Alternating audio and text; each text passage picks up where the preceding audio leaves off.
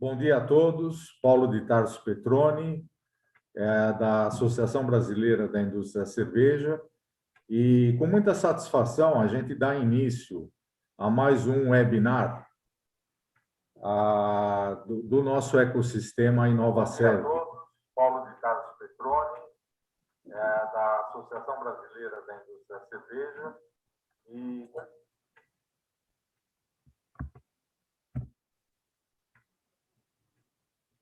vamos começar de novo, Laércio, Diego? Deu um eco aí. Agora está perfeito. Então, bom dia a todos. Aqui é o Paulo de Tarso Petroni, dando início a mais um webinar, que com muita satisfação a gente está desenvolvendo esses trabalhos, procurando aí compartilhar as experiências que o ecossistema InovaServe tem trazido para a nossa cadeia produtiva, a nível de aumentar a nossa competitividade, a nossa eficiência, a nossa produtividade, desde o campo até o copo, como a gente fala, né? No setor cervejeiro e os amigos de outros setores que têm participado disso também, como um todo, né? E dessa vez a gente vai estar trazendo aqui, e eu creio que a sequência ficou muito boa, né? Algumas experiências que rapidamente têm sido adotadas por empresas de todos os portes dentro da nossa cadeia produtiva. Nós vamos estar falando um pouco sobre como que novas tecnologias, com termos tal qual robotização de processos, hiperautomação, inteligência artificial, trabalhar no contexto de nuvem, de cloud, né, tem propiciado às empresas não apenas experiências tecnológicas, mas, de fato, melhoria dos indicadores econômicos financeiros, né? Eliminação de atividades que não agregam valor para o nosso produto final, para os desejos que os acionistas têm e, principalmente, liberando espaço para as mentes brilhantes que a gente tem aí no processo não ficarem 90%, 100% do seu tempo debruçado em atividades operacionais, né? Mas possam, sim, ter espaço para pensar como fazer as coisas melhor. Dentro disso aqui, nós fizemos um convite para o Diego Platini, que está aqui conosco, né, representando aí o FAI. Já deixou a gente morto de inveja, porque ele está lá em Fortaleza, com 32 graus, na beira da praia, e nós aqui passando esse frio danado, né, Laércio? E o nosso colega Laércio, representando aí o Grupo Petrópolis. Pediria as boas-vindas de vocês aos nossos amigos e às nossas amigas. Bacana, bacana. Primeiro, um grande prazer, Paulo, estar aqui num formato realmente de bate-papo, compartilhando aqui experiências, falando um pouco das vivências que a gente vem tendo nos nossos projetos com robôs, né? E eu acho que eu escutei muito de você duas palavras que marcaram muito, né? Que é o inovar e o competir, né? Então, vai ser, acho, um momento bem interessante para a gente compartilhar e, obviamente, também aprender muito com vocês. Ótimo. Vamos fortificar agora nosso polo aí em Fortaleza, né? Porque tem muita atividade que os outros InovaServices têm para poder desenvolver também em conjunto com vocês aí no polo de Fortaleza, né? No polo do Ceará como um todo. Não é isso, Laércio? É isso mesmo, tá com dificuldade aqui de tirar do mudo. Um bom dia, Paulo, bom dia, Diego, bom dia a todos. É um prazer estar aqui com vocês novamente, né? Já acho que é o segundo ou terceiro webinar que a gente faz com a Serve Brasil, né? Sempre um prazer estar com vocês aqui. E espero agregar algum valor com um pouco da nossa experiência, do que o Grupo Petrópolis tem feito, né? Para aproveitar aí a solução do Diego e mostrar o que a gente também tem feito ali no Grupo Petrópolis, em termos práticos, e o quanto que isso traz para a gente redução de riscos e melhorias nos processos propriamente ditos. Tá ok?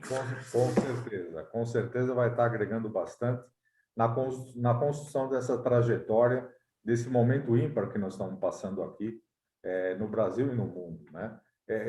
Diego, eu vou me permitir contextualizar e até fazer um link com o penúltimo webinar que a gente fez com o secretário lá da CPEC, o Jorge Lima, né? Porque eu creio que as coisas são bastante correlatas, né? E muitos dos colegas, eu vou me permitir trazer aqui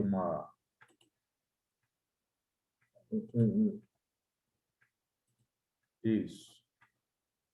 Espero que vocês estão vendo aí, né? Mas isso aqui é Vocês devem estar lembrados que há algumas semanas atrás a gente fez um excelente bate-papo com o Jorge Lima sobre o programa de redução do custo Brasil. Não é nosso objeto aqui entrar no detalhe, mas eu resgatei essa mandala, né, que ela representa o pano de fundo na qual todas essas questões de competitividade no Brasil está inserido, né? E o que nós, como empresas, empresários, pequeno, médio, grande porte, temos que lidar para poder atingir os objetivos empresariais a que a gente se propõe, né? Então, se vocês lembrarem, essa mandala foi um trabalho bastante bem feito, que continua em condução, mas ela retrata, né, esse 1,5 trilhão de reais, que é a quantificação, com uma série de critérios, né, do que a gente tem que carregar nas costas como custos a mais quando comparado com empresas similares às nossas, pertencentes aos países da OCDE. Ou seja, nós temos que lidar com um conjunto de burocracias, com um conjunto de jabuticabas, com um conjunto de condições regulatórias que sobrecarregam a mais do que a média dos países da OCDE, em torno de 1,5 trilhões de reais por ano. Esse é o peso do custo Brasil. Ah, tá certo, tá errado?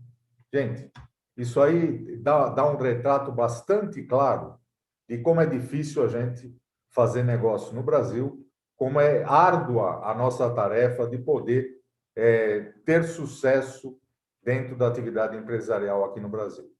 E como foi comentado, e esse site que está aqui,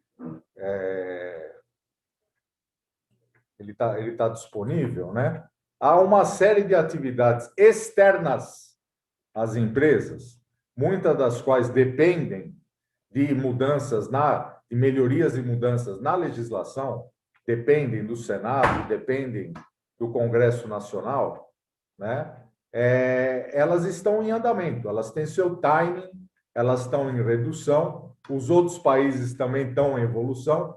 Eu não me surpreenderia se, no curto prazo, nas medições que o cockpit do observatório, que já foi criado para acompanhar essa evolução, indicasse até aumento desse gap, né? Porque a nossa velocidade na mudança ela é diferente da velocidade de evolução dos outros países, onde temos as empresas concorrentes às nossas, né? Mas, de fato, isso dá o tamanho da dificuldade que temos. O que nós vamos estar vendo hoje aqui, com o auxílio do Diego e do Alaércio, é como que as empresas estão lidando, como que as empresas estão procurando modernizar os seus processos produtivos, adotando essa explosão de tecnologia que nos últimos 5, 3, 2 anos ocorreu no mundo, para poder eliminar essas atividades que não agregam valor e poder se focar naquilo que nos interessa como empresa. É dentro desse contexto que a gente identificou, Diego, através do Edmundo, que é um amigo de longa data, né? Se soubesse quanto tempo que eu e o Ed trabalhamos aí em outras encarnações, vamos colocar assim, né? Mas a gente identificou a solução da EUFI, que traz esse termo hiperautomação, né? Robotização de processos, inteligência artificial, para fazer os nossos testes piloto dentro do ecossistema Serve Brasil. O Diego Platini é o fundador da EUFI, né, Diego? Você é uma organização que ela está especializada, veja que interessante, no desenvolvimento de robôs, né, para o ambiente virtual, para os processos, vamos dizer assim, administrativos, né? E através de um aprendizado desses robôs, trazer, sim, uma solução especial para aquela empresa, para aquele processo, que vai aprendendo ao longo do tempo com as mudanças, com o aprendizado em si, mas com as mudanças também que as legislações dinâmicas aqui do Brasil introduz. Laércio, nós temos um outro colega aqui, Black Belt, um outro colega professor também. Legal. Né? Então, pelo currículo dele, eu vejo que a questão do Lean Thinking está bem presente dentro da trajetória profissional do Diego. Diego, seja muito bem-vindo, não só ao webinar, mas no nosso ecossistema InovaServe, e faço votos aí que a gente possa aprender bastante e caminhar em conjunto aí nessa trajetória, para a gente poder lidar melhor com esse tal 1,5 trilhão de reais a mais que está nas nossas costas. Diego, a palavra é tua. Obrigado, Paulo. E foi interessante essa tua contextualização aqui inicial, porque me fez lembrar uma vivência, uma experiência que eu tive que foi muito interessante, né? A primeira vez que eu fui ao Vale do Silício, a gente foi no formato onde a gente fazia visitas, né, nas principais organizações, mas também a gente sempre era recepcionado por gestores, né? Por gestores onde iam falar sobre o modelo de negócio, o modelo de gestão.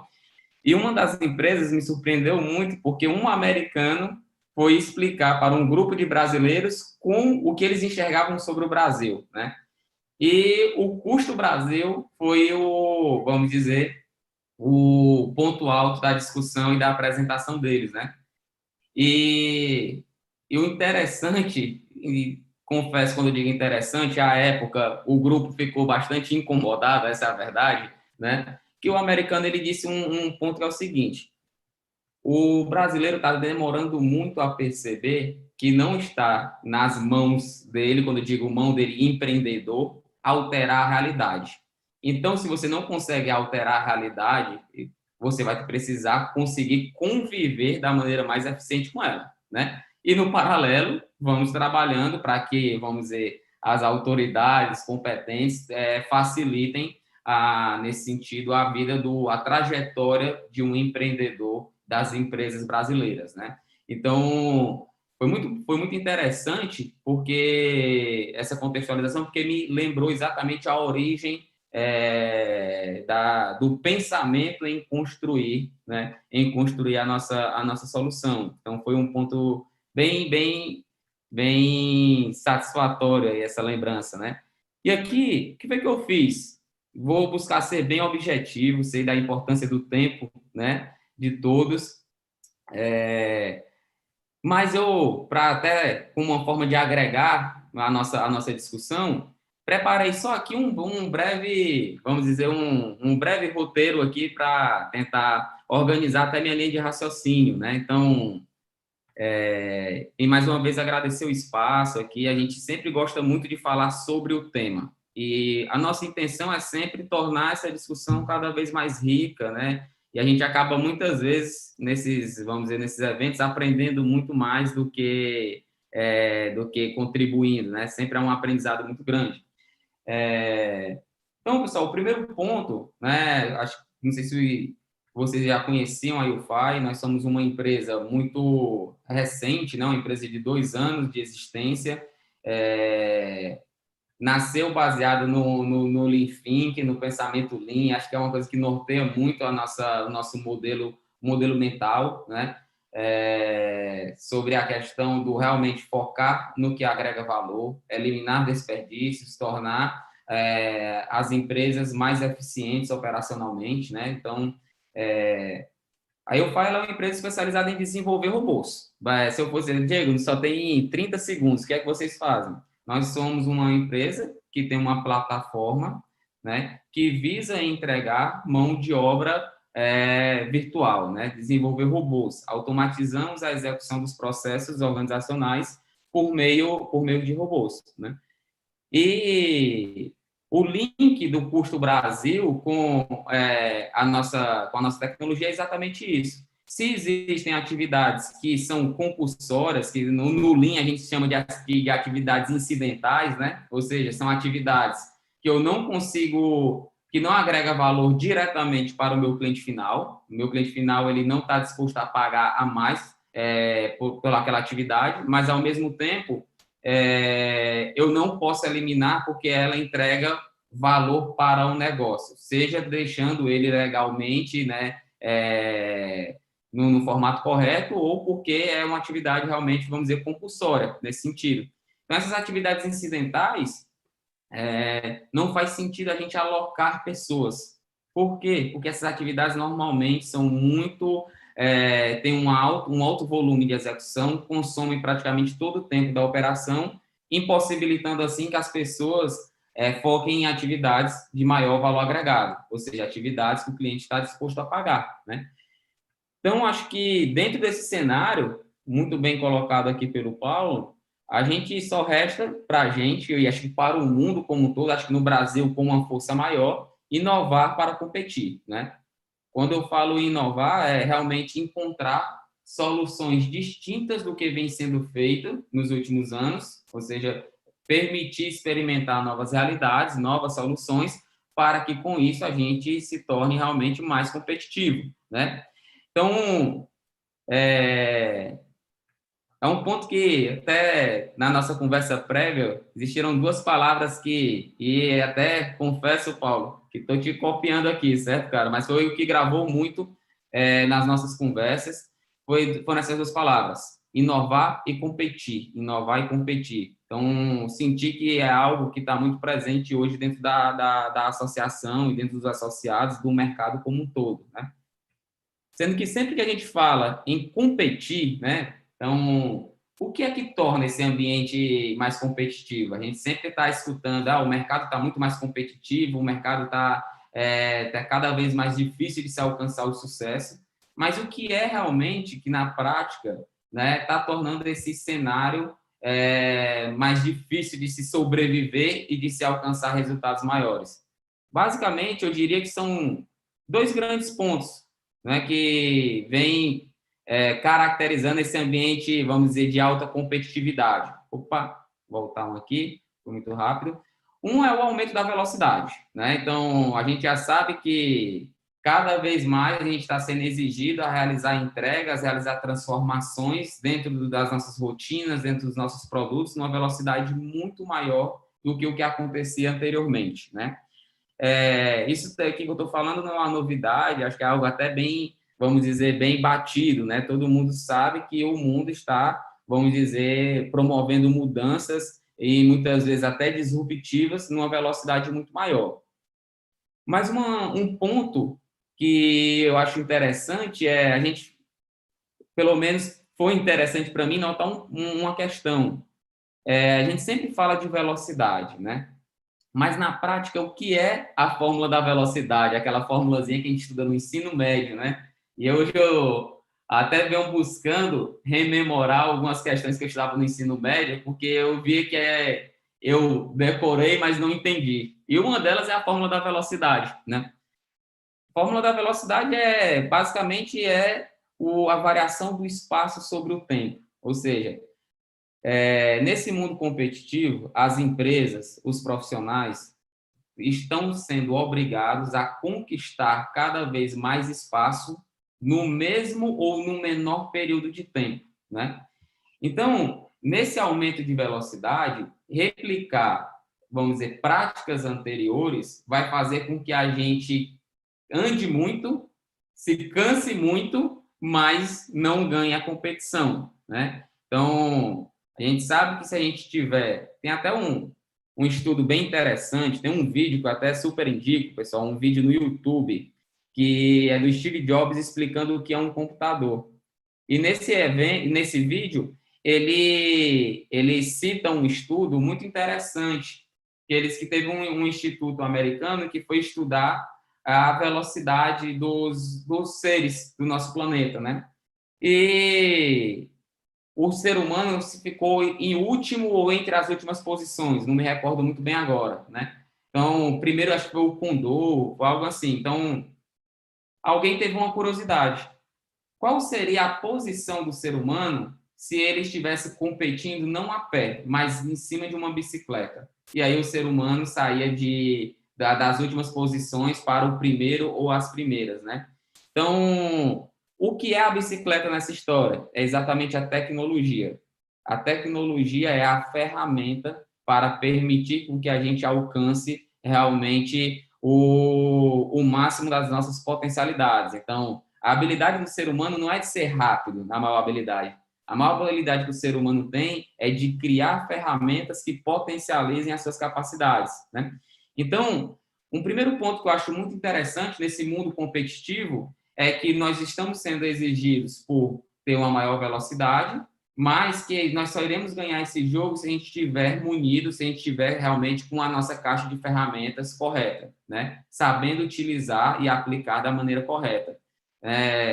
Simplesmente replicar aquele processo totalmente dependente da nossa capacidade humana. Tipo, eu tenho agora, antes eu tinha que inserir no meu RP e escriturar 5.000 notas fiscais e 1.000 notas fiscais. E eu tinha basicamente pessoas digitando e calculando isso. E agora cresceu para 5.000 e o meu prazo diminuiu. Permanecer somente com pessoas é meio que subutilizar a nossa capacidade e levar o ser humano ao auge do estresse. Quando eu digo estresse, é um cenário onde a gente não vai usufruir da máxima potencialidade da gente, né? Porque a gente tem a fadiga, a gente tem uma série de questões, e eu acho que a nossa maior capacidade não está em trabalhos braçais, nesse sentido. Então, esse é o primeiro fator, né, desse nosso ambiente competitivo. Um segundo fator do nosso ambiente competitivo é que, além de estar sendo exigido uma maior velocidade, o mundo ele está se tornando cada vez mais complexo, né? E quando eu falo complexo, estou falando no tocante a duas questões. Primeira questão, ao volume de variáveis envolvidas na nossa realidade, né? Então, um exemplo claro aqui, vamos dizer, é o nosso modelo tributário do nosso país. Eu acho que, se não for o mais complexo, está entre os mais complexos do mundo, sem dúvida, sem sombra de dúvidas, né? Então, a quantidade de regras, a quantidade de variáveis que estão envolvidas no nosso modelo tributário. E um segundo ponto também que torna complexo é o volume de dados que está sendo gerados sem ter, vamos dizer, uma unicidade, né? Sem ter uma integração entre esses dados. Então, você imagina, muitas variáveis com muitas informações e muitas informações dispersas, né? Então, o jogo que nós estamos jogando, vamos dizer, é exatamente esse. Um jogo que é altamente complexo, né, com muitas variáveis envolvidas, com um volume de informação absurdo, informações que estão espalhadas, e estamos sendo exigidos por, vamos dizer, trabalhar em cima desse sistema numa velocidade nunca antes exigida. E o que eu tenho observado, e acho que a gente não tem como fugir disso, é que a cada ano essa questão, essa exigência por uma velocidade maior vai estar numa tendência crescente, né? Então, essa exigência ela vai aumentar. Por que ela vai aumentar? Porque é isso que a tecnologia faz com a gente, né? Então, eu costumo até brincar, seguinte, vou voltar aqui rapidamente. O que é que a tecnologia fez na nossa vida, né? Ela basicamente, pessoal, ela acabou com uma das dimensões que é a dimensão espaço, certo? Não sei se vocês estão observando, mas, antigamente, para a gente estar fazendo esse evento aqui, muito provavelmente eu precisaria, estou agora nesse momento em Fortaleza, eu precisaria pegar um voo, fazer todo o translado, também todos nós iríamos ter um tempo de deslocamento, né? Ter uma questão de deslocamento para se encontrar. Agora não, por uma questão de um clique, foi basicamente isso que o Paulo fez, apertou um botão, nós estamos aqui juntos, né? Então, pessoas de diversas localidades, ou seja, a tecnologia está transformando tudo em instantâneo, né? Então, em uma questão de instantes, nós estamos juntos, né? E isso talvez seja um dos grandes pontos que geram ansiedade no ser humano, porque nós não vamos conseguir acompanhar esse instantâneo, né? Então, antes, a comunicação tinha uma carta que ia chegar e as pessoas, depois de algumas semanas, iam receber e depois de algumas semanas iriam responder. Hoje em dia, se a gente recebe um WhatsApp e a gente não responde, as pessoas pensam que a gente ele não está dando a devida atenção, né? Por quê? O tempo é realmente muito maior nesse sentido. Então, A grande questão é, nesse cenário, né, como superar? Nesse cenário tão complexo, como que a gente pode superar essa questão, tornando realmente as nossas empresas mais competitivas, né? E, ao mesmo tempo, sem perder um ponto que é fundamental, né? Sem perder a nossa saúde mental, porque nós trabalhamos com a cabeça, né? Nossa grande ferramenta é o nosso cérebro, né? E não os nossos braços, nesse sentido. Então, existem hoje duas abordagens que a gente vem observando no mercado, né? Existe a abordagem daquela empresa que ainda está tentando replicar o modelo anterior, ou seja, eu vou ter que dar conta de qualquer maneira com o meu processo, a minha equipe vai ter que fazer hora extra, a minha equipe vai ter que replicar, né? Então, tentando transformar numa linha de produção sem ter a tecnologia realmente como aliada, né?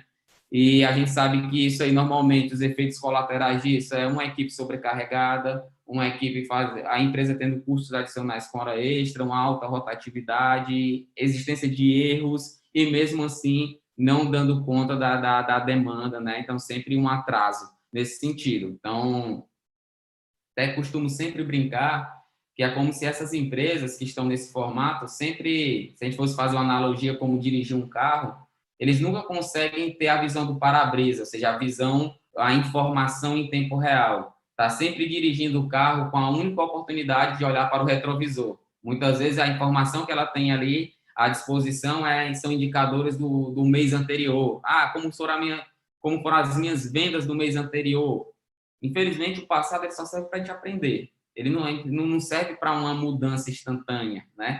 Então, a gente tem que ter essa capacidade de enxergar em tempo real, tomar decisão em tempo real para evitar que a gente tenha um resultado negativo no futuro. Então, é uma primeira abordagem, não é uma abordagem que eu acredito que a gente vai obter sucesso, que a gente vai aumentar a competitividade das empresas brasileiras, né? E uma segunda é a gente ter realmente a tecnologia como grande aliado. Por exemplo, isso aqui é um exemplo bem simples e bem interessante. Isso é um robô nosso trabalhando, né? E o que é que esse robô está fazendo aqui? Ele está fazendo o processo de importação de notas fiscais de produtos, né? E já fazendo toda a parte da classificação. Então, vamos dizer, antes o time desse nosso cliente ele demorava algumas horas para importar as notas e para classificar essas notas fiscais para depois começar a fazer um trabalho de inteligência, né? Então, hoje, o que é feito? Esse trabalho braçal, todo sendo executado por robôs. E essa parte mais de analisar, de definir estratégias, de entender se, por exemplo, daquelas notas, existe alguma estratégia de redução de custo tributário, uma melhor qualificação dos meus fornecedores, a compra, eu estou importando nota fiscal de compra de material de escritório, vamos dizer, toda parcial, será se eu posso modificar o meu modelo de compra para ter melhores ganhos, enfim, ou seja, as pessoas ficarem focadas em definir novas estratégias, né? O bacana do robô é que ele faz o trabalho chato 24 horas por dia, 7 dias por semana, ele não reclama, ele não fadiga, né? E ele foi feito para isso, para trabalhos dessa natureza, diferente do humano. O humano não, ele foi feito para pensar, para se relacionar, para criar vínculos junto aos clientes, né? Então, relacionamento, enfim. Então, eu acho que o grande ponto, trazendo agora só um detalhamento do como a gente enxerga a parte de inovar, por mais que a gente tenha diversos conceitos, né, mas na prática, inovar é a arte de resolver problemas. Então, se aquela, vamos dizer, se aquela sua ideia que foi posta em prática não resolve nenhum problema, eu particularmente não considero como uma inovação, né? Então, e nós temos um grande problema, que é esse problema de competitividade. E a maneira como a gente acredita, né, que nós, enquanto brasileiros, né, o nosso mercado deve vamos dizer, se formatar para superar esse cenário é o que a gente chama de equipes híbridas. Então, a melhor maneira de termos empresas competitivas, empresas que alcancem aquele tão falado crescimento exponencial, que tem um alto nível de eficiência operacional, né? Ou seja, fazer cada vez mais com menos tempo, menos recurso, o modelo ideal que a gente vem notando e dentro dos nossos projetos a gente vem vivenciando é o que a gente chama de equipes híbridas. Então, a gente acredita que o modelo ideal para as organizações é ter uma equipe composta por pessoas e por robôs, né? Então, até costumo brincar com um fator interessante, que existe uma frase que sempre foi dita dentro das organizações, mas a gente, por não saber a solução, a gente desconsiderou ela, né? Imagina, eu vou falar um cenário real aqui. Você imagina ter um funcionário dentro de uma empresa que ele tem que digitar 5.000 notas fiscais dentro do RP e tem que calcular o imposto RT, né? Então, vamos dizer que o Alaécio aqui, só um exemplo, é meu gestor e eu sou essa pessoa com essa incumbência. O Alaécio chegou, Diego, você tem que digitar essas 5.000 notas. Agora, tem uma coisa, ele tem que fechar dentro desse exercício agora, só falta uma semana. Eu ia dizer, Alaécio, isso aqui é um trabalho humanamente impossível, né? Então, esse trabalho, essa frase do humanamente impossível, pessoal, ele existe o trabalho realmente humanamente impossível. Normalmente é um trabalho com um alto volume vamos dizer, trabalhos de alto volume, trabalhos altamente repetitivos e trabalhos que, vamos dizer, não, após a execução dele, ele não dá nada em troca para a gente não aprende uma nova experiência porque eu saí digitando. A única coisa que vai me dar em troca ali é um cansaço e, no máximo, vamos dizer, uma tendinite, né? Então, é o que a gente diz assim. Então, esse trabalho humanamente impossível é o trabalho ideal para os robôs, para uma ferramenta de trabalho executar nesse sentido. E existe o trabalho puramente humano, né? Vou dar um exemplo. Muitas, vamos dizer, empresas hoje nos procuram perguntando, Diego, vocês desenvolvem chatbot? A resposta é não, e não vamos desenvolver nunca. Por quê? Porque a gente acredita que conversar é uma atividade puramente humana. Então, sobre a nossa ótica, né, sobre como a gente enxerga o mundo hoje, a gente vê que existe uma confusão ainda na utilização da tecnologia, né? O que é que acontece? As empresas estão robotizando as pessoas, né? E tem muita gente no meio da tecnologia estudando como humanizar os robôs, como humanizar a tecnologia. Particularmente, eu acho isso um contrassenso. Eu acho que, cara, a gente não precisa inverter as coisas. Deixa o robô fazendo trabalho de robô e pessoas fazendo trabalho de pessoas. Na verdade, a gente precisa devolver a humanidade para as pessoas. E não existe como a gente ser humano, a gente ter um comportamento humano se a gente não tiver tempo para dedicar ao que mais importa, certo? Então, tiro hoje questões do dia a dia. Hoje a gente está sempre muito atrasado, né?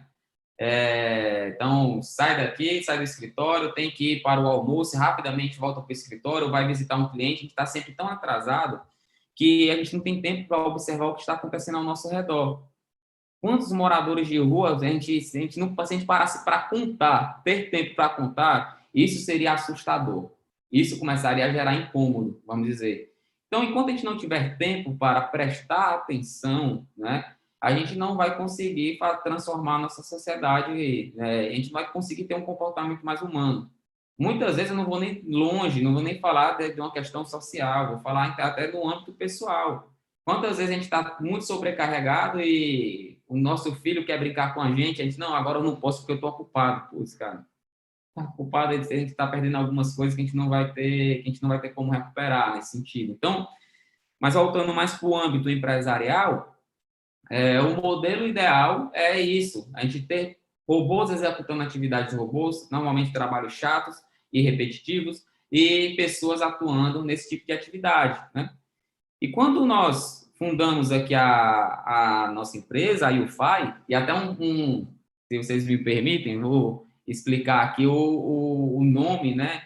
Ela é uma redução ali de U for You, né? Ou seja, a gente quer devolver para as pessoas ela mesma, tipo assim, o controle do tempo dela, vamos dizer, a possibilidade, inclusive, do crescimento, né? Então, dá um exemplo, hoje, dentro das organizações, o crescimento para as pessoas, o crescimento profissional é um ponto motivador. Mas será se aquela pessoa que simplesmente faz uma digitação, é um digitador, né? Ela vai conseguir crescer dentro da organização sem aprender novas coisas, sem viver novas experiências, né? Então, isso se o Yu, vamos dizer, é um colaborador, se você é um empresário, será que a sua empresa ela vai conseguir alcançar o crescimento que você almeja, se você não tiver a capacidade de atendimento e de escalabilidade do seu negócio? Então, a gente desenvolveu a nossa empresa com esse intuito, né? E permitir ali realmente que as sejam pessoas ou sejam empresas alcancem o crescimento, né, que tanto desejam, né? E a gente se propõe a entregar ao mercado a mão de obra robótica, entregar robôs, né? E os robôs, eles vêm conseguindo contribuir com a geração de resultado por três grandes características que eles têm, né? Então, você imagina ter um colega aí de trabalho, ter um funcionário que trabalha 24 horas por dia, 7 dias por semana, com uma velocidade que pode chegar até 20 vezes mais rápido do que sendo executado manualmente por um humano, né? E também uma característica que vem crescendo muito dentro dos nossos projetos, que é a utilização de robôs para gerar inteligência, né? Quando eu falo inteligência, é entregar informação para o gestor em tempo real, né? Então, eu quero saber como é que está, de hora em hora, as minhas vendas. Então, posso colocar um robô que fica de hora em hora mandando, ó, a sua venda por unidade está assim, você está acima ou abaixo da sua meta, e se continuar nesse ritmo, a projeção de vendas, você não vai alcançar o sucesso, ou você vai alcançar o sucesso. Então, entregar para o gestor essa informação e permitir que ele fique focado somente em bacana, entendi qual é o cenário, qual a tomada de decisão que eu vou ter, né? Em vez de ocupar 80% do tempo dele para gerar o relatório, para depois ele verificar o que vai fazer, né? Então, essa velocidade de transformação que acho que esse cenário competitivo exige. Então, sempre que a gente traz essa ideia para as organizações de ter robôs compondo a sua equipe, a primeira pergunta que as pessoas nos fazem é: legal, mas Diego, o que é que um robô na prática ele consegue fazer, né, dentro da minha empresa? E a gente sempre fala que é o seguinte: qualquer atividade que hoje aconteça em meio virtual, vou falar aqui, dentro de um computador, né, que a gente consiga definir o passo a passo. Então, eu quero que você acesse o site do banco, eu quero que você baixe os comprovantes, eu quero que você salve esses comprovantes na rede, eu quero que você envie depois ele para um e-mail para o meu cliente, enfim, definir o passo a passo. E se nesse passo a passo, nesse fluxo, tiver alguma tomada de decisão, essa tomada de decisão ela seja baseada em regras, né? Em regras claras, né? A gente consegue ensinar um robô. Basicamente, esse é o crivo, se a gente consegue ou não ensinar um robô. Então, para vocês terem uma ideia, né, hoje nós temos robôs atuando em diversos segmentos de mercado, na indústria, na área de serviços, na área de saúde, enfim, e também dentro das próprias empresas em diversos setores. No setor administrativo, então nós temos hoje robôs que fazem conciliações, lançamentos de contas a pagar, emissão de faturas, cobrança, enfim, atualização de contratos, enfim. Na área de recursos humanos e departamento pessoal, fazendo toda a parte operacional de, por exemplo, admissão, de controle de ponto, controle e atualização de ponto, enfim, gestão de dados, a parte de benefícios também. Tem hoje vários benefícios de recarga do meu vale combustível, monitoramento da utilização, enfim. Mas a gente sempre diz que nem é o segmento de mercado ou o setor da empresa o definidor se é possível ou não aplicar essa tecnologia. O fator definidor é realmente se o processo atende aqueles três requisitos, né? De acontecer em meio virtual, de ser definível e, se tiver tomada de decisão, que ela seja baseada em regras. E aqui, para finalizar, pessoal, porque eu acho que o ponto mais rico aqui é o formato mais de bate-papo, né? A gente trouxe aqui alguns cases, mas só para apresentar ali algumas possibilidades, né? Tornar vamos dizer, esse tema um pouco mais concreto, né? Particularmente, eu adoro esses momentos, eu sinto muito prazer em participar desses momentos, por quê? Porque o que eu vejo hoje que ainda existe um distanciamento muito grande dos empresários, dos gestores, dos colaboradores com o conceito de robotização, né? Eu acho que talvez o grande problema é que esse tema no nosso país ele foi inserido pelo meio errado. Mas, assim, quando a gente lembra de robô, acho que a gente lembra a primeira experiência que a gente teve com robô foi o filme Exterminador do Futuro, né? Então, a gente começou a entender, a escutar sobre robôs em filmes de ficção. Enquanto em países mais desenvolvidos, e isso, graças a Deus, já está chegando aqui no Brasil, nós temos crianças já tendo o contato no primário, na educação infantil, com o conceito de robótica, com o conceito de tecnologia, de programação, né? Então, isso daí vai dando uma maior proximidade, em vez do filme de ficção que dá um distanciamento, tipo humanos versus robôs, os robôs vão tomar o lugar dos humanos, né? Então, não é isso, a gente sabe, a gente que trabalha com essa tecnologia, a gente sabe que ela é só um meio, ela é só uma ferramenta para ajudar, para melhorar a nossa vida, né? Então, é um ponto interessante. Então, olha aqui, ó, um case bacana, só para tentar tornar um pouco mais concreto, e aí eu vou explicando até a própria dinâmica de um robô. Vou até dar um. Qual era. Opa, sem querer eu reiniciei. Qual era o desafio dessa organização, né? Opa, acabei voltando. Desculpem. Bacana.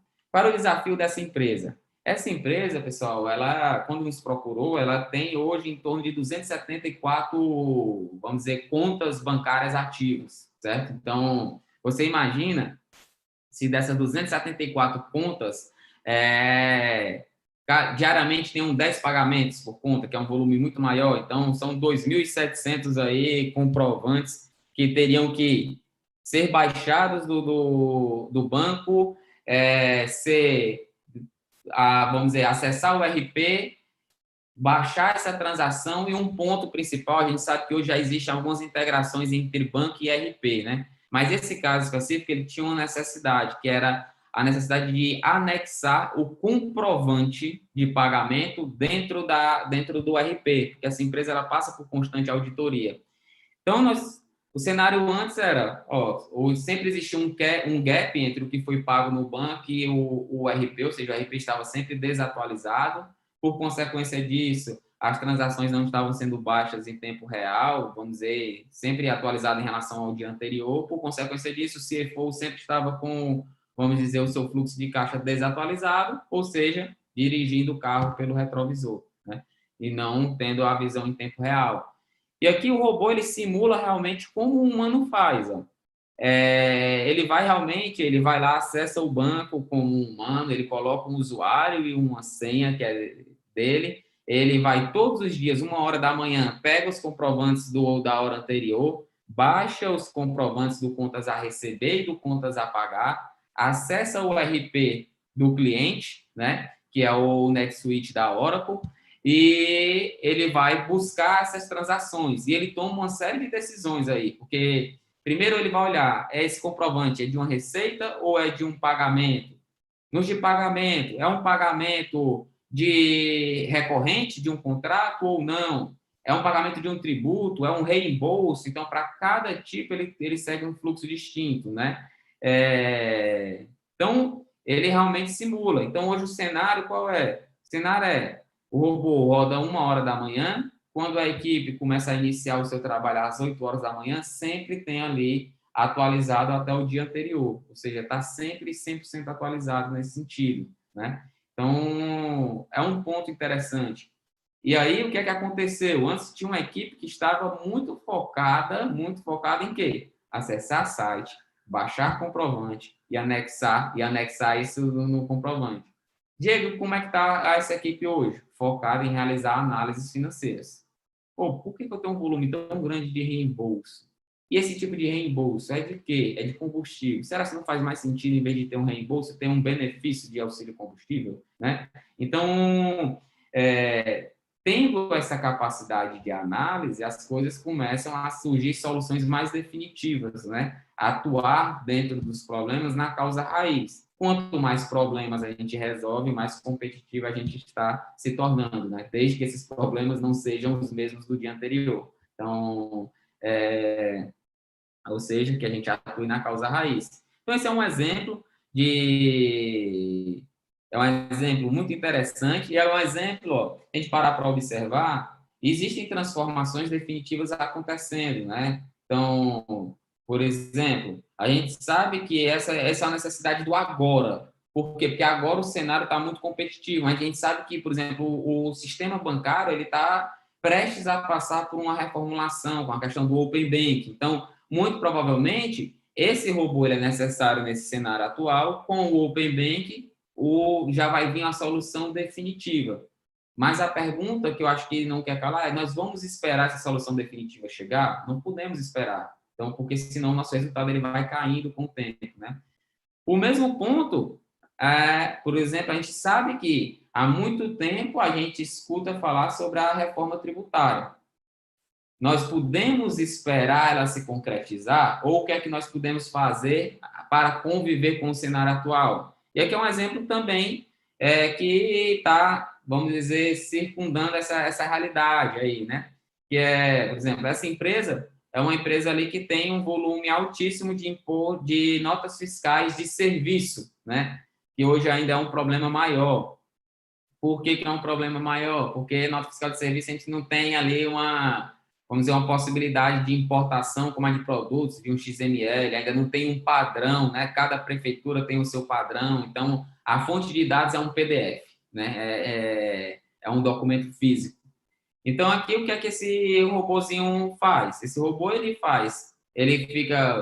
coleta todas as notas fiscais de serviço, ele extrai as informações dessa nota fiscal de serviço, ele digita essas notas fiscais dentro do RP do cliente, e depois de digitar, ele faz o quê? Desculpa. Depois de digitar, ele também faz ele faz todo o cálculo de imposto a reter, certo? Só para facilitar aqui, para não incomodar, vou tirar o som daquele. Então, ele faz todo o cálculo do imposto a reter. Então, o que é que aconteceu? Qual era o cenário anterior à aplicação dessa tecnologia de robotização? Antes, tinha um time focado era um time chamado de pré-nota, né? Ou seja, é um time que basicamente fazia isso, digitava, é uma atividade tão cansativa que também, muitas vezes, existiam muitos erros de digitação, né?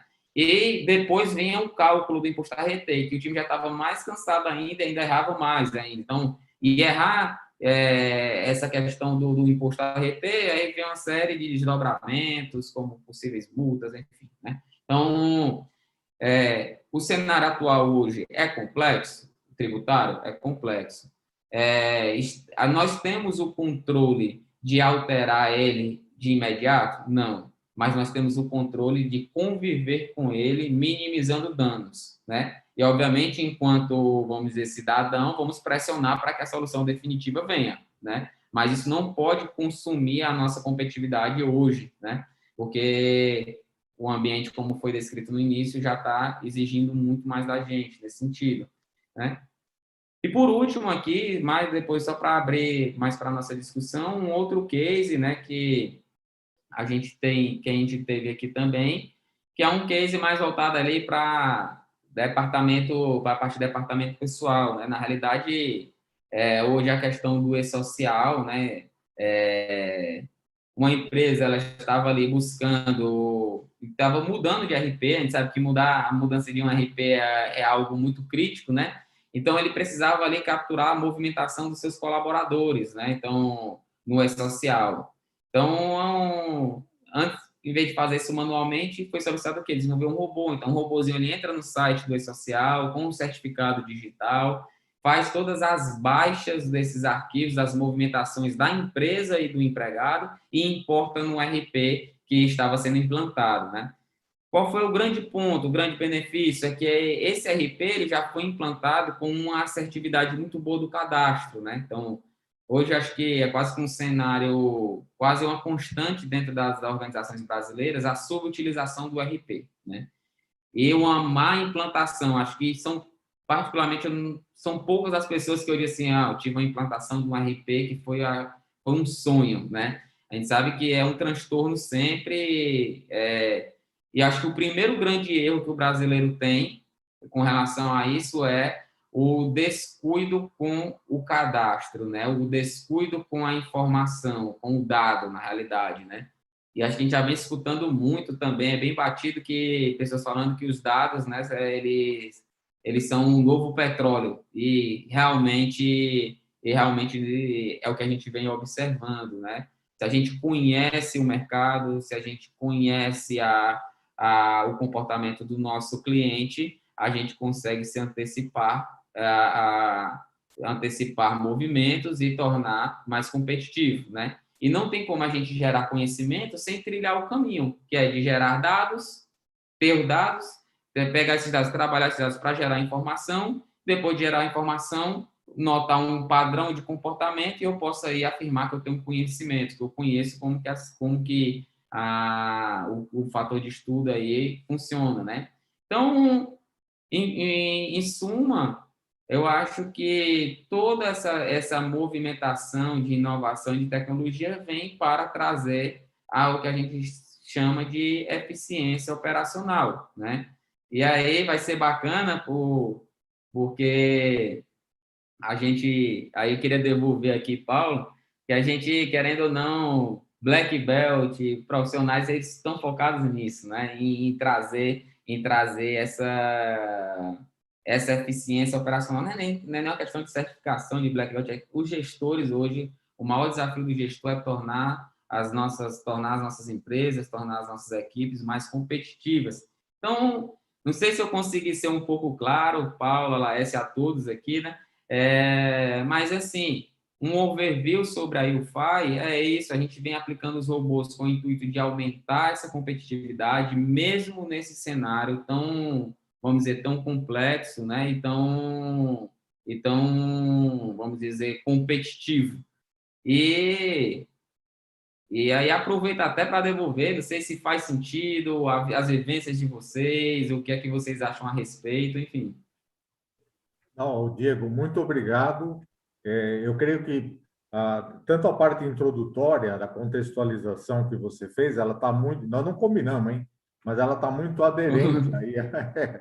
Ela está muito aderente à forma como a gente tem visto esse pano de fundo da competitividade empresarial nesse momento no mundo e aqui no Brasil, né?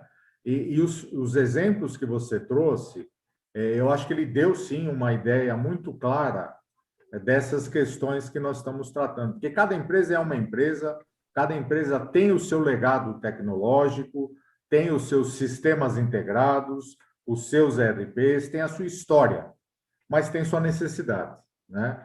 E realmente, o que mais a gente vê muitas vezes até diretores completamente envolvidos, completamente esmagados pelas rotinas operacionais, né? Então, e muitas vezes esmagados por rotinas de retrabalho, né? Resolver problemas que foram criados pela má execução inicial, né? E absolutamente sem tempo para pensar na estratégia, para pensar em como evoluir, para pensar em como inovar, né? Então, para mim ficou muito claro que nós temos aí uma oportunidade de estar eliminando tempos que são erroneamente gastos, né, com atividades repetitivas e que é possível, sim, automatizar de alguma forma isso. Quanto custa, ROI, é uma outra questão que a gente tem que, inclusive, avaliar um pouco melhor aqui nesse seminário, né, mais à frente. Mas que abra tempo para você poder pensar naquilo que agrega valor para o teu negócio. E é dentro disso, Laércio Nicoletti, o nosso colega responsável lá no Grupo Petrópolis, por melhoria contínua já há um bom tempo, né, Laércio? 10 anos. 10 anos, né? E também pelas questões de hoje chamada ESG, as questões ligadas aí à governança, às questões ambientais, sustentabilidade e social, né? Que está criando um corpo maior, e se eu não me engano até, Laércio, os seus trabalhos acadêmicos no momento, eles caminham para essa direção, né? Como que os indicadores de avaliação empresarial gradativamente reconhecem as questões não meramente econômicas, né? A ampliação desse. E a gente convidou a Laércio para ele brindar a gente com as experiências que vocês têm tido, né? Nessa questão de racionalização, de automação, de hiperautomação, né? Com robôs, com inteligência artificial nos processos administrativos do Grupo Petrópolis. Aí, ao final, Diego, a gente faz as perguntas que estão vindo aqui. Perfeito? Laércio, está contigo. Legal, bem bacana. Vou ser bem rápido, na verdade. Obrigado, Diego. Uma apresentação. Acho que o Paulo me provocou no início, né? Falou das experiências passadas aí. Conforme você foi falando, eu retomei um monte, tinha uns 3 ou 4 exemplos para citar, mas não vou citar nem, vou poupá-los disso, mas tem exemplos analógicos que tem tudo a ver com a robotização. Não, bem rapidinho, só para trazer um, né? Teve uma vez, nós tivemos que transportar uma máquina enorme na América do Sul, acho que era para o Chile, que tinha que ir, tinha um túnel para passar e o caminhão não passava, né, simplesmente. Daí o motorista parou, ele teve que entrar em contato pelo celular, o celular não pegava, depois teve que tirar uma foto, arrumar um e-mail para enviar, e no final, era 15 centímetros só que o caminhão não passava. A solução chegou na nossa equipe técnica lá, a solução foi de pronto, ó, esvazia o pneu e passa ele com o pneu murcho. E aí, resolveu o problema. Então, talvez, né, quer dizer, o que é a robotização, né, um paralelo, né, no mundo analógico, né? Talvez eu não precise do motorista só para dirigir, eu preciso do motorista para ele tomar uma decisão ali na frente, para que ele esteja treinado, que ele esteja capacitado, habilitado, e que eu tenha também um aporte tecnológico que me permita, né? Hoje, na época não tinha celular, mas hoje eu tiro a foto do celular, já manda, a gente já consegue tomar decisão muito mais rápido, né? Então, se eu não me falha a memória, o caminhão ficou 12 horas parado ali na frente do túnel sem saber o que fazer. Então, isso, num outro aspecto, é justamente a automatização, né? Lembrei mais uns 2 ou 3, mas outra hora a gente conta. Então, pessoal, é exatamente isso. O Diego, o início da minha palavra é sempre, espero agregar valor, agrega valor, porque é um conceito do Lean, né? É um conceito de redução de desperdícios. Então, quais são os desperdícios que a gente está tendo hoje nos processos administrativos? A gente tem um processo de robotização, por exemplo, que está em curso de implantação, que vai pegar diretamente das concessionárias. Nós temos 190 distribuidores no Brasil, mais as fábricas. Então, ela vai pegar diretamente na concessionária a conta de luz a conta de energia de cada uma dessas empresas e já vai fazer todo o aprovisionamento. Evita erro, evita retrabalho, evita eu pagar 2 vezes a mesma conta, evita eu esquecer de pagar a conta e simplesmente, já pensou o estrago que pode ser, né? Se eu esquecer de pagar uma conta dessas 190, eu paro uma operação. Então, é essa inteligência que a gente quer trazer. Não sei se faz sentido, se não fizer, Diego, Paulo, vocês me cortem à vontade, tá? Mas é esse tipo de inteligência que eu acho que é importante para o nosso trabalho. Nós construímos uma fábrica lá em Minas Gerais em que os processos de compra foram todos automatizados, era o robô que fazia. Eu não tinha comprador lá o tempo. Eu usava o comprador para fazer boas negociações, para negociar tecnicamente, para trabalhar os pedidos, mas as compras eram geradas automaticamente. Eu não preciso do comprador para gerar a compra, eu não preciso para gerar o workflow de aprovação quando necessário. Então, são esses tipos de automações que nos permitem reduzir os riscos da operação, né? Quando eu falo em Lean, né? Quando eu falo em pensamento enxuto, eu estou sempre falando em redução de erro, em redução de desperdício, em redução, em fazer algo errado que pode sair mais custoso para a organização como um todo. Então, eu acho que com esses exemplos aí, de uma forma muito simples, eu trago, nós temos hoje no nosso pipeline, no nosso campo de estudos, nós temos cerca de 200 processos na fila para automação. Então, nós temos uma infinidade, né, e cada vez mais, né, quer dizer, 200 priorizados no momento. Então, tem muita coisa que é possível automatizar, tudo aquilo que envolve muita repetição, que não envolve, não precisa de uma tomada de decisão mais profunda, a tomada de decisão já está feita, né, a regra está criada, a tomada de decisão está feita, a gente tenta, né, tirar das pessoas, logicamente, que tem que ter uma priorização, que tem que ter um contexto do negócio como um todo, mas é isso que a gente está buscando. Não sei se em 5 minutinhos trouxe um pouquinho, né, a minha ideia, Paulo e Diego, para a gente abrir até para discussão, né? Não, foi muito, muito interessante, até porque foi complementar, Alessio. Você trouxe toda a questão aí como exemplo do e-procurement, né? Que é exatamente uma outra área que o Diego não abordou por questão aí de seleção, né? Claro. Dos exemplos. Mas toda essa questão do e-procurement são vários exemplos que se tem aí nas nossas empresas mesmo, na nossa história, na qual a área de compras fica completamente absorvida com o dia a dia de emitir os pedidos. E não tem tempo para negociar, né? Então, isso aí... E é uma constante isso é uma realidade, né? Que é o que elas agregam valor, inclusive, né? Que é onde a negociação. Exatamente. Né? Então, automatizar essas atividades repetitivas, isso aí não é um evento, isso é uma trajetória, né? Isso é constante. Né? Automatizar essas atividades repetitivas, e você trouxe o exemplo de compras, e abrir espaço para negociação é um grande exemplo. Isso vai direto no bottom line das empresas, né? É impressionante como isso traz efeito. Eu queria, primeiro, agradecer as brilhantes colocações que ambos trouxeram, mas eu queria trazer aqui alguma das questões que a Tarsila está nos encaminhando lá do pessoal que está nos acompanhando pelo YouTube, e até algumas coisas que eu mesmo gostaria de ouvir. Diego, nós estamos num momento aqui, às vésperas, mas, enfim, em algum momento as alterações tributárias vão acontecer no Brasil. Se vai ser a semana que vem, o mês que vem, o ano que vem, eu não sei. Né? Mas estamos na iminência de algumas alterações importantes nas questões tributárias.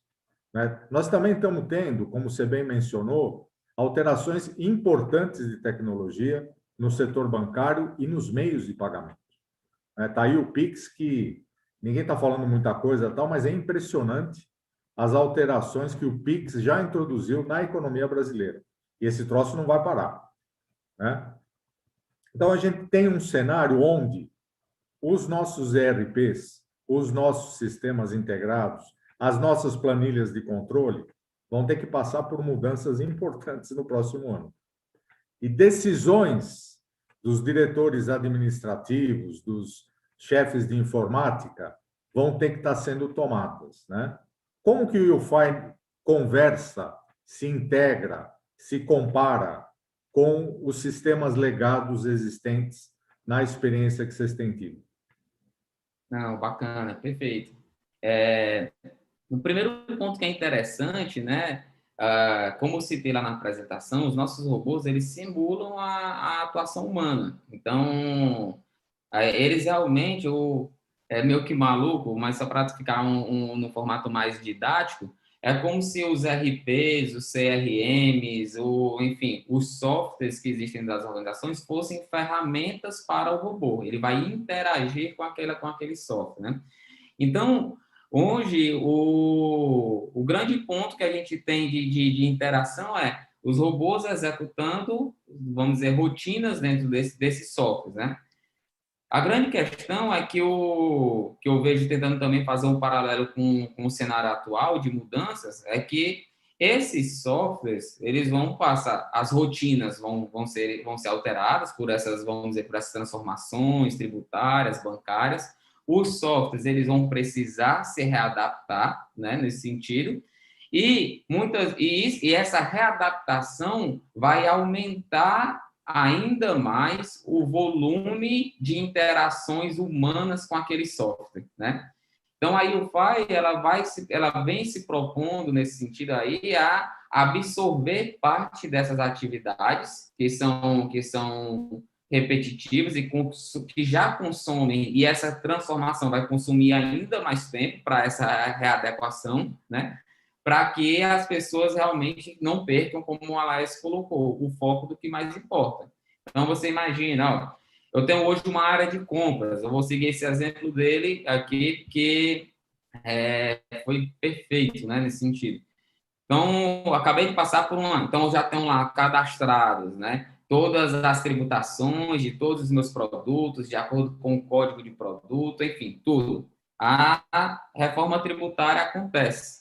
E aí, se eu não tiver a ferramenta ideal, qual vai ser o dia seguinte, vamos dizer, o pós-reforma aprovada, né?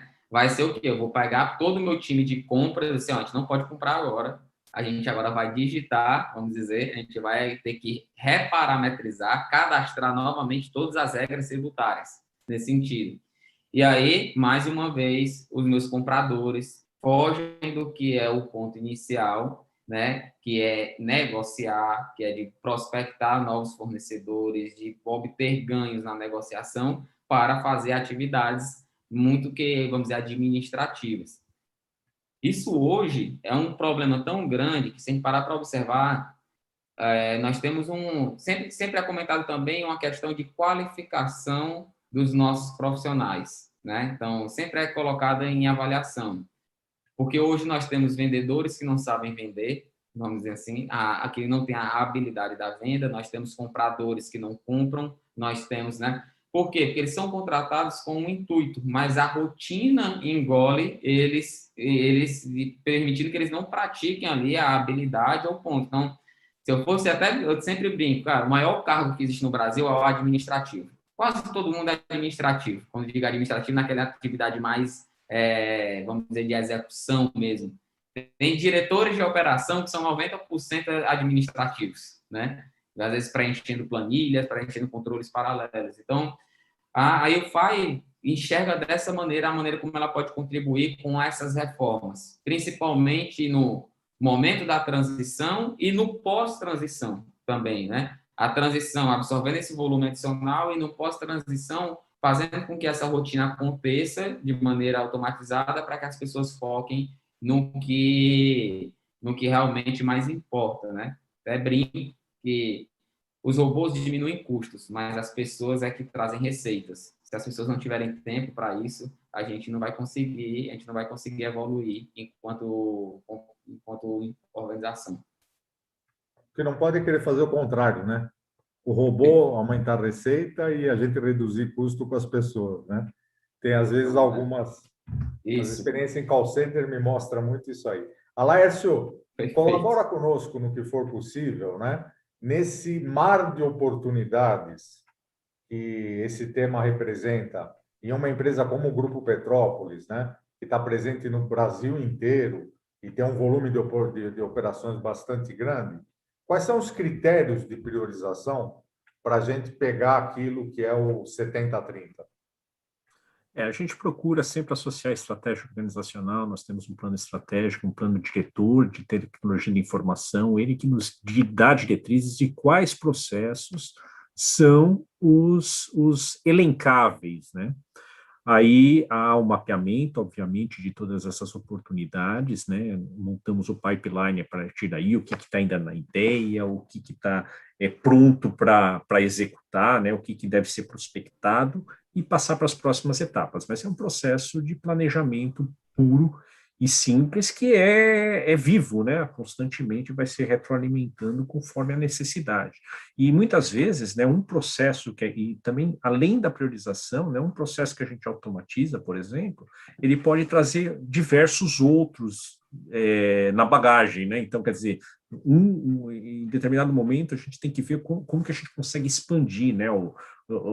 Na linguagem do Seis Sigma, né? Como que a gente vai fazer a expansão da solução para os casos onde é aplicável, né? Que às vezes uma solução, uma pequena mudança, ela serve para N outras soluções também. Tem que ter critério, né, Alex? Tem que ter critério para a gente, através dos resultados, ampliar, através dos resultados obtidos nos primeiros processos automatizados, você liberar recurso para poder ampliar isso aí, né? Exato. E até o nosso colega lá de Tatuí, da cervejaria Yandê, o professor Massarani, ele está fazendo, Diego, uma pergunta, mas esse troço aí ele é só para empresa grande ou é viável se fazer em empresa pequena? Quanto custa fazer esse tipo de coisa? Perfeito, perfeito. Esse é um ponto interessante, foi inclusive um dos nossos motivadores, né, isso no início do nosso projeto, de desenvolver uma plataforma nossa, uma plataforma própria, né? Porque o que acontece? Eu sempre antes atuava na parte de consultoria e sempre fui um grande consumidor de tecnologias. Mas a grande questão, existem diversas plataformas hoje de mercado, né, com o intuito de desenvolver robôs, né? E sendo que existiam dois pontos que sempre me incomodaram bastante. O primeiro ponto que sempre me incomodou bastante é o seguinte: normalmente essas soluções mais avançadas que trazem mais resultados não estão acessíveis aos que mais precisam, vamos dizer, né? Aos pequenos e médios, porque o crivo normalmente é um crivo monetário, né? Por exemplo, a gente tem, na época que eu consumia de uma das empresas mundialmente conhecidas hoje nesse ramo de robotização, uma licença seria $15.000, né? Então, sendo que a empresa não pode só comprar a licença de $15.000, ela tem que contratar um desenvolvedor para fazer o robô. E depois ela vai ter que ficar com o desenvolvedor para manter o robô.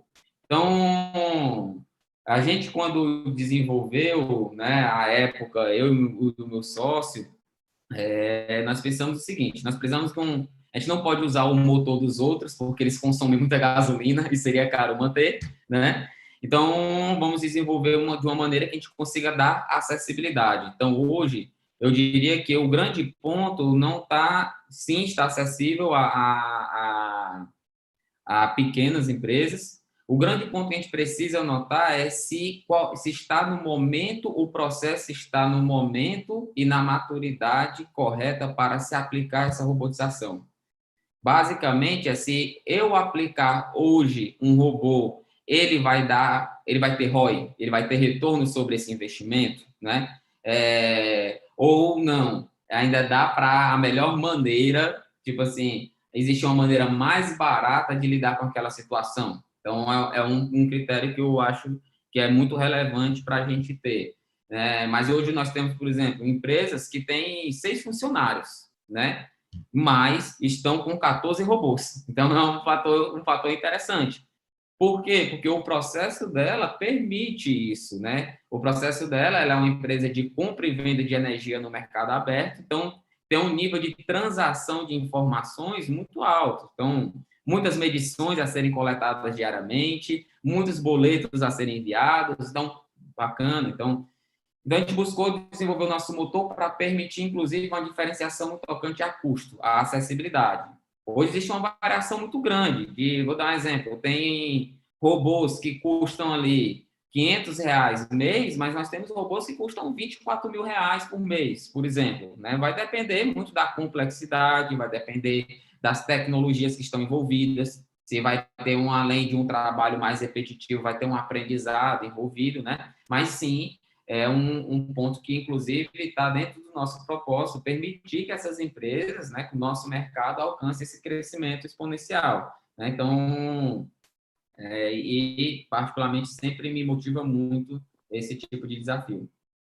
Basicamente, né, Diego, se me permite, é o mesmo processo que adota uma grande empresa, né? Se não tem payback, se não tem retorno financeiro também, né, que é importante para as organizações, se não tem otimização, redução de desperdícios, não tem por que implantar, né? Então, a tecnologia pela tecnologia, o robô pelo robô só, ele não se justifica, só para acrescentar. Não, e foi perfeito, Laércio. E uma coisa que a gente vem notando muito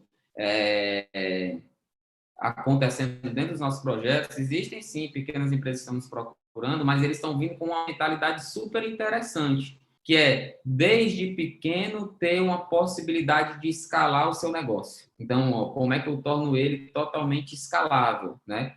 E, inclusive, existe uma grande facilidade nesse sentido para você escalar uma empresa com uma operação reduzida, é muito mais simples o processo de transformação do que você pegar uma operação que já está rodando há alguns anos, algumas décadas naquele formato e transformar. Então, o ciclo de melhoria é mais curto nesse sentido, o tempo de resposta, as vitórias rápidas acontecem com maior frequência.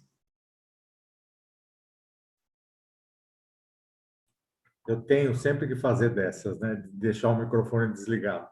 Mas, enfim, exatamente, Laércio, o business case, né? A análise, no caso inicial, para ver a viabilidade ou não, né, Diego? Ele é importante até para poder chegar para a empresa e falar, olha, não é o momento, né? Talvez você tenha que fazer isso aqui antes do que fazer isso. Nesse contexto, Diego, como é que existe algum test drive? Existe alguma degustação?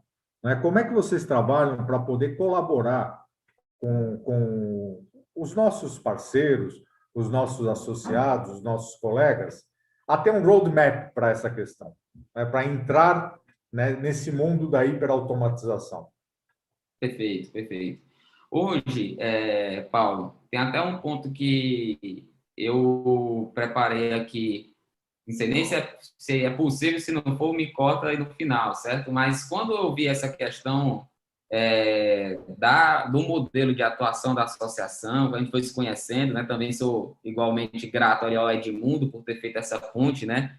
Edmundo, são parênteses, uma pessoa que está vindo aqui para transformar a nossa organização comercialmente, né? Então, uma pessoa, um cara, um ser humano incrível e que tem a capacidade, e eu acho que isso é o fantástico, certo? A gente tem robôs, sim, muitos robôs, a gente tem uma fábrica de robôs, mas o nosso crescimento vem por meio de pessoas. Então, uma delas é o Edmundo e outra toda a nossa equipe que vem contribuindo diariamente, né? Então, esse é um ponto interessante. Eu pensei em uma ideia aqui, inclusive, hoje, como é que a gente vem contribuindo com as organizações. Um test drive de um robô, os robôs eles são sempre muito personalizados, né? Então, são sempre, depois que não existe muito aquele conceito que a gente tem nos outros softwares de POC, né? Tipo assim, eu vou fazer uma POC... Não, depois que a gente desenvolveu o robô, pôr na experimentação ou não, ele já está pronto, né? Na POC já é ele, vamos dizer assim. Mas um ponto que a gente vem contribuindo muito é, assim, tendo um estudo mais estruturado de quais são os potenciais, né, vamos dizer, fatores de geração de resultado. Então, o que é que eu estou querendo dizer na prática? Hoje, o nosso time, ele atua desde o descobrir oportunidades, que vem ali toda aquela visão de mapear processos, de analisar a concentração de custos e, né, até a entrega do robô pronto para trabalhar, né? Uma oferta que eu queria fazer aqui, se é permitido, a gente tem aqui estruturado um serviço que é de diagnóstico. Diagnóstico é assim, a gente entende a operação do cliente, certo? E dentro disso a gente diz, existem 10 oportunidades, a redução de custo potencial é essa, o ROI é esse, e isso pode diferenciar. Bom que eu imaginei de contribuir aí, também a nossa empresa contribuir com os associados, era de ofertar esse diagnóstico de maneira gratuita, com os agendamentos, inclusive, se permitir, a gente pode disponibilizar um QR Code, né? Mando por um e-mail para que as pessoas tenham acesso a esse diagnóstico, né? Visto que, infelizmente, essa questão de POC no mundo dos robôs não funciona muito bem, principalmente por um ponto. É um aprendizado interessante, né? nós temos hoje inúmeros robôs atuando no processo de contas a pagar. Nenhum é igual ao outro, porque cada empresa tem suas regras de negócio, tem suas particularidades, né? Então, é um ponto também interessante. E que talvez... e a gente buscou não tornar a nossa solução uma solução de prateleira. Porque talvez esse foi o grande erro da maioria, por exemplo, o grande desafio de, por exemplo, empresas como RP. Uma empresa de RP hoje ela é construída, né, os nossos RPs, todos os fornecedores nacionais e inclusive internacionais, né, eles tratam como se as empresas fossem todas iguais, certo? Então pode pegar o maior player o nível de customização, que é um conceito que está surgindo muito lá no Vale do Silício, muito discutido, é softwares flexíveis, né? Então, com essa questão do low code também, para que as pessoas consigam customizar sem ser um programador.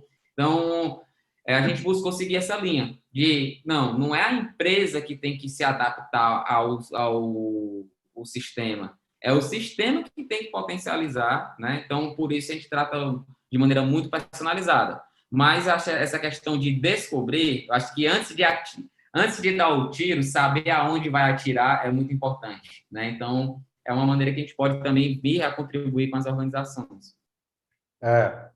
Me parece que é bem razoável isso que você está colocando, porque, de fato, o conceito que você traz, ele caminha para a particularização da solução, né? E essa dinâmica aí dos ERPs, dos sistemas integrados, enfim, ela é conhecida e ela é histórica porque ele quer estandarizar a solução. É bem interessante isso, vamos evoluir nessa questão com você, com o Edmundo, né? Para a gente mapear aí para os associados, para os parceiros, um auxílio inicial, né?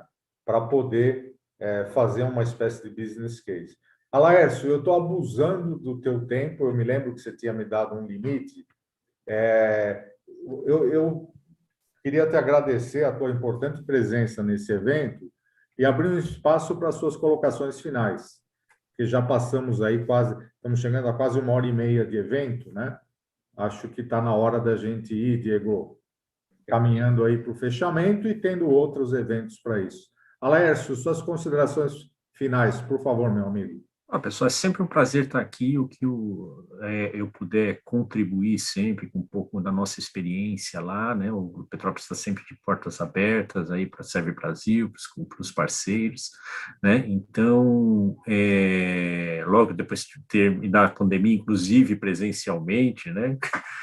Podemos visitar nossas fábricas e os nossos processos também, né? A gente está sempre à disposição, temos alguns bons exemplos, estamos aprendendo, né? Estamos caminhando ainda, estamos aprendendo, mas certamente temos alguns exemplos aí algumas experiências que podem agregar algum valor. Bom, espero ter contribuído um pouco e, como disse, sempre à disposição. Muito obrigado, Alaércio. Fica à vontade, tá? Eu sei da tua agenda aí. Eu tenho que sair agora, porque eu tenho que me deslocar agora, vou curtir um frio em outro lugar agora. Então, muito obrigado, Diego, um prazer sempre, a gente já tem o contato, né? Um prazer, estamos à disposição. Então, estou saindo, muito obrigado, tchau, até a próxima, gente. Obrigado, Alaércio. Diego, seus comentários finais, por favor. Bacana, Paulo. Mas realmente essa questão do agradecimento, né, do momento, acho que esse tema é super relevante, né? A associação está trazendo esse tema, é um tema muito novo, por incrível que pareça, ainda para as nossas organizações, porque tem muita gente falando sobre o que é a robotização, o que é a inteligência artificial, mas poucos conseguem responder sobre como aplicar na prática, né? Então, também uma oportunidade, a gente está apresentando o nosso projeto, a UFI, que a gente quer contribuir, quer tornar essa ferramenta de crescimento acessível para o mercado, colocando em prática. Então, uma super oportunidade, agradecer o tema, um bate-papo muito rico, né? Muito bacana, com profissionais como a Laércio, como você. Então, mais essa gratidão mesmo, e contem com a gente, com a UFI, para esse crescimento e para essa parceria. Muito obrigado. Queria te parabenizar, não apenas pela apresentação, mas pela ideia e pela maneira como vocês, em 2 anos, têm evoluído de maneira significativa nesse desafio. Nós contamos, sim, com você, vamos dar continuidade aos pilotos que estão em andamento, apresentar outras questões aí para desenvolver, por que não, o Polo Regional de Fortaleza, né?